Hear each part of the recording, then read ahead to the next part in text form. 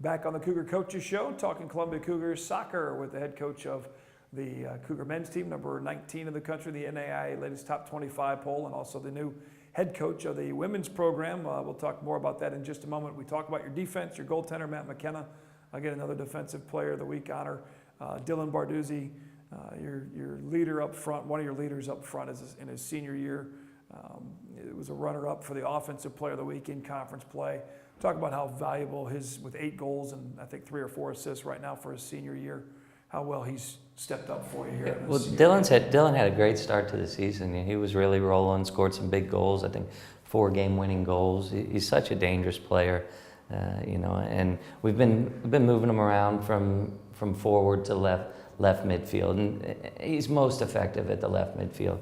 He's extremely dangerous down that line, gets crosses in, and then occasionally takes a direct line to the goal. So, he's gone a little bit cold in the goal scoring department lately, but continues to be extremely dangerous. So, we need Dylan to find the goal again down the stretch here. He's definitely our key player in our attack, and whether or not it's as a goal scorer or an assist man, we just need to keep him performing and producing. How much of that might be the other teams obviously knowing him as being a senior, keying in on number 10 a little bit? Do you think that could very well be? The scouting reports get out. We've settled into putting him in on the left side. I think people have probably identified that a lot of our attack comes from wide on the left with Dylan and wide on the right with Liam Kane. But I've liked that. That allows us to spread the field to both sides and spread out defenses. So it's worked well. We're creating plenty of opportunities. We're just looking for a few more goals here. And somebody else that's very creative, obviously, and especially on a lot of the set plays that you guys have had is, again, Yudai Yamaguchi has done a fantastic job in that mid for you guys as well. He's really settled into that spot, and he's a great dribbler and a great distributor of the ball.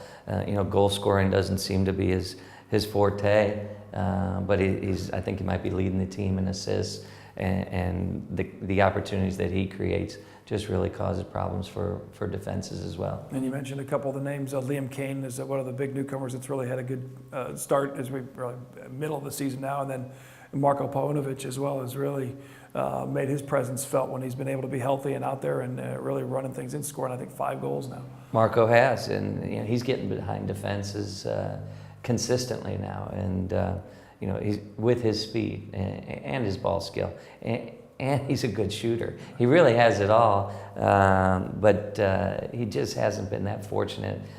He could easily have 10 goals at this point of the season.